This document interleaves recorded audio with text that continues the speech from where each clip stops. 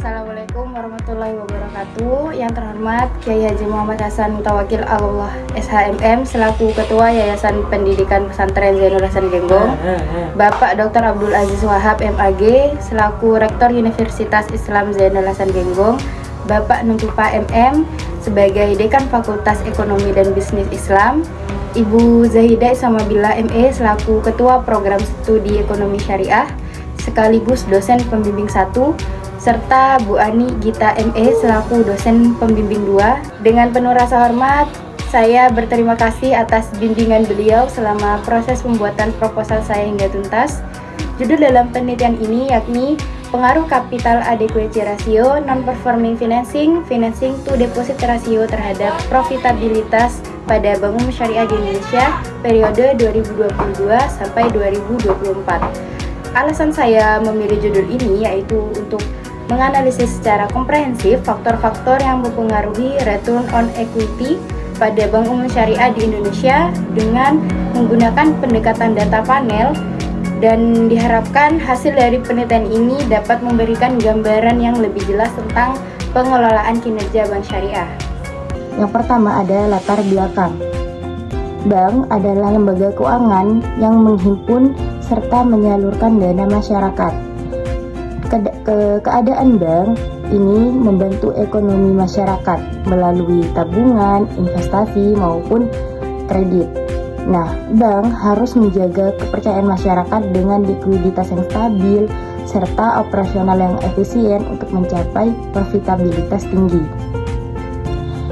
Eksistensi perbankan syariah di Indonesia ini meningkat sejak Undang-Undang Nomor 21 Tahun 2008 yang memperjelas operasionalnya. Dan saat ini terdapat 14 bank umum syariah, 19 unit usaha syariah, dan 1.544 bank pengkreditan rakyat syariah yang terdaftar di OJK.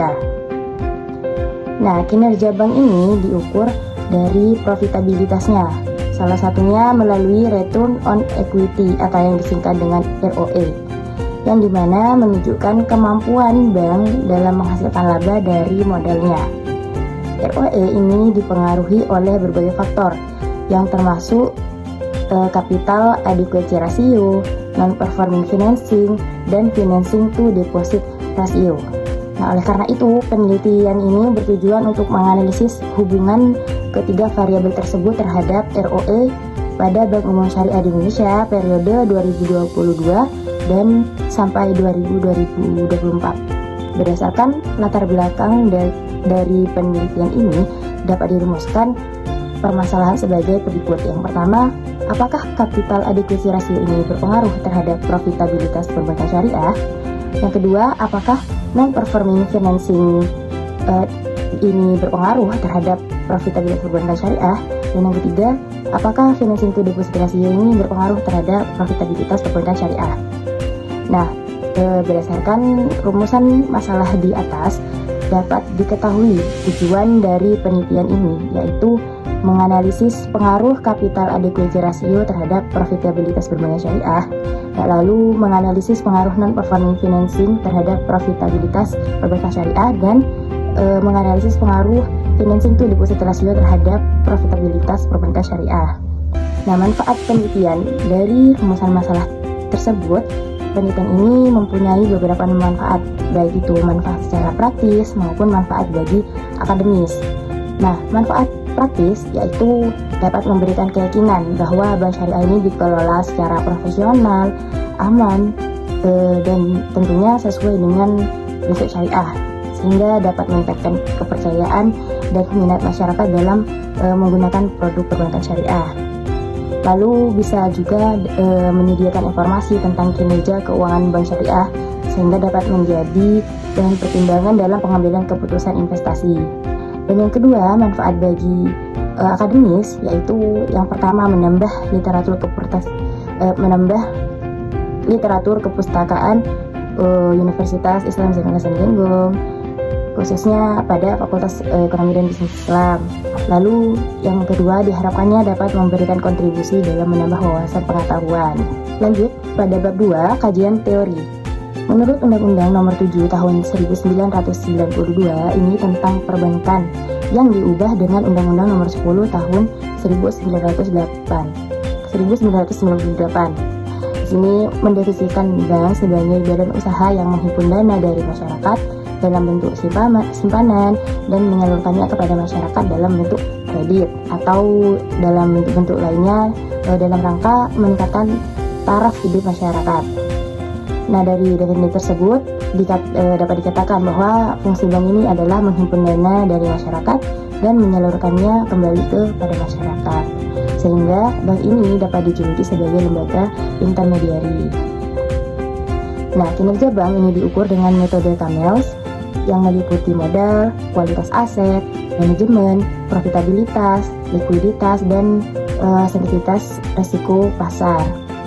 Nah, profitabilitas bank ini diukur dengan return on equity dan juga return on asset.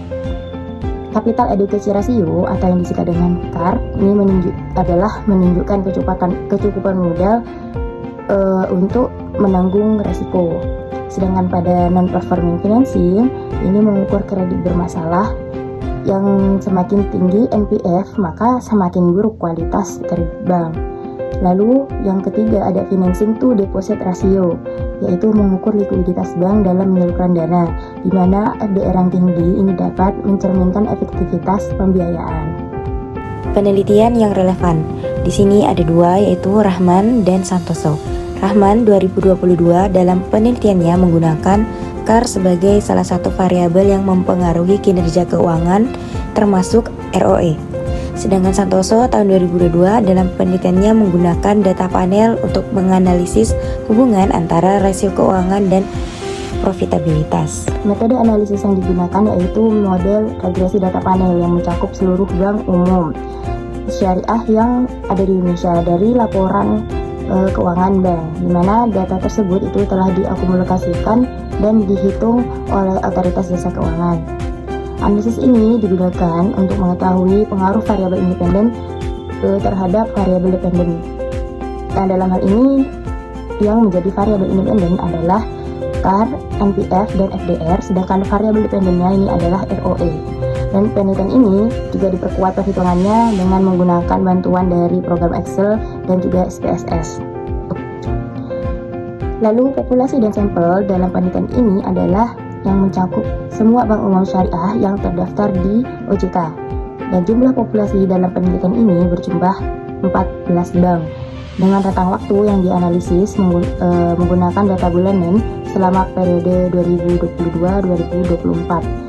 Karena data yang digunakan ini merupakan data agregat dari seluruh bank umum syariah yang ada di Indonesia ini, maka sampel dalam penelitian ini berupa data bulanan yang telah dikalkulasikan oleh OJK, yaitu dalam periode Januari 2022 hingga Desember 2024. Dengan demikian, jumlah observasi dalam penelitian ini adalah 3 tahun kali 12 bulan, total sama dengan 36 bulan, sesuai dengan rentan waktu yang ditetapkan oleh penelitian.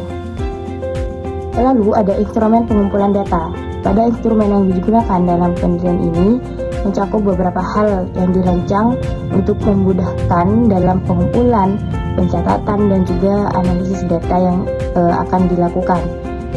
Nah, checklist data untuk memastikan data yang diperoleh itu relevan dan lengkap. Dan instrumen ini menyusun checklist variabel yang harus dikumpulkan dari laporan keuangan bank yang terdaftar di OJK. Dan variabel yang akan dicatat itu meliputi profitabilitas ROE, CAR, NPF, dan database dan perangkat lunak pengolah data. Teknik pengumpulan data dalam penelitian ini dilakukan dengan studi pustaka dan juga dengan metode dokumentasi.